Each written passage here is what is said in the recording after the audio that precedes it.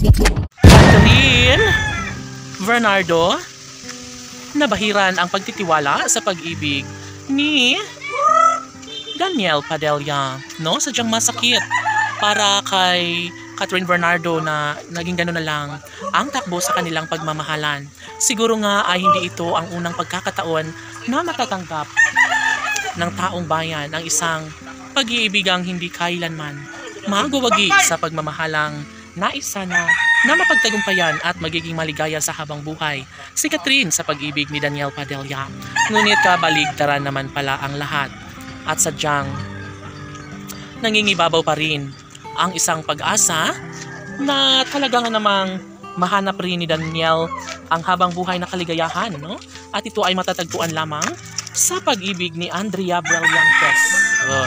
No, ganun talaga at kailangan natanggapin ang lahat ng mga pasakit na nararamdaman ngayon sa pag-ibig ni Daniel kay Catherine. Dahil nagwagi nga si Andrea Brillantes sa unang pagkakataon sa laban ng kanilang pagmamahalan ay talaga nga namang dapat napatunayan, dapat naibahagi ang katotohanan ni Daniel ang pag-ibig na sa kanya ay tunay na nararamdaman para kay Andrea Brillantes. Tanong ng mga netizens, may posibilidad nga kaya na mabuo ang pamilya na pangarap ni Andrea Brillantes sa gwapong aktor na si Daniel Padilla?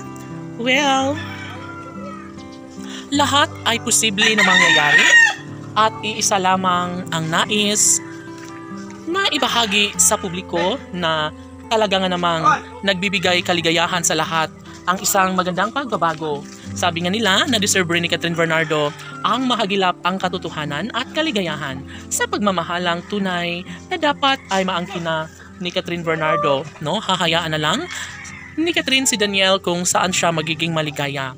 Una sa lahat ay nais ni Catherine Bernardo na malaman ng sambayan ng Pilipino na sadyang mahal pa rin niya si Daniel, ngunit kakayanin niya ang lahat at iaalay niya na lang ang kanyang pagtitiwala. Dahil alam din naman ni Catherine Bernardo na nagmamahalan si Daniel Padilla at Andrea Brillantes na posible nga naman na sila lamang ang magkakatuluyan sa habang panahon. Deserve nila ni Andrea at Daniel na magsama dahil sabi nga ng mga netizens na sila umano ang nababagay at nakatadhana na magsama sa habang buhay.